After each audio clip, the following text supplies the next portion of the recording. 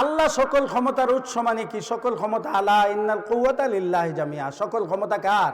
আল্লাহ। সবকিছুর মালিক কে? রাষ্ট্রের মালিক কে? আল্লাহ না? তাইলে আল্লাহ সকল ক্ষমতার উৎস, সকল সার্বভৌমত্বের মালিক আল্লাহ।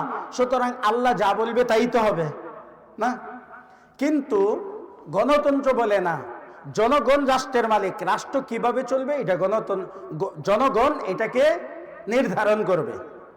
দেশের আইন কি হবে এটা জনগণ নির্ধারণ করবে।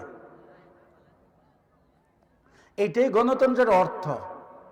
গণতন্ত্র, গণ মানে জনগণ, তন্ত্র মানে বিধান, অর্থাৎ মানুষের বিধান।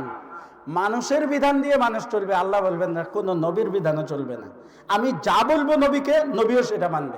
একমাত্র বিধান চলবে কার? আল্লাহ সূরা আন-নামের মধ্যে, সূরা ইউসুফের মধ্যে আরো বিভিন্ন জায়গায় বলেছেন, ইনিল হুকমু ইল্লা লিল্লাহ, বিধান একমাত্র আল্লাহ। আলা রাহুল খালকু ওয়াল আমরু, তার সৃষ্টি তারই বিধান চলবে। যার সৃষ্টি তারই বিধান চলবে। ওয়া আনহুকুম বাইনাহুম বিমা আনজালাল্লাহ, তোমরা ফয়সালা করো আল্লাহ যে বিধান দিয়েছেন সেই বিধান অনুযায়ী। যদি তার উল্টা করো, ওয়ামাল্লাম ইয়াহকুম বিমা আনজালাল্লাহ ফাউলাইকা হুমুল কাফিরুন, আল্লাহর বিধান ছাড়া যারা ফয়সালা করে, যারা আল্লাহর বিধান দিয়ে ফয়সালা করে না, তারা কাফের। ওয়ামাল্লাম ইয়াহকুম বিমা আনজালাল্লাহ ফাউলাইকা হুমুজ জালিমুন, আল্লাহর বিধান দিয়ে যারা ফয়সালা করে না তারা জালেম। ওয়ামাল্লাম ইয়াহকুম বিমা আনজালাল্লাহ ফাউলাইকা হুমুল ফাসিকুন, আল্লাহর বিধান দিয়ে যারা বিচার ফয়সালা করে না তারা ফাসিক। কয়টা কথা বললেন আল্লাহ?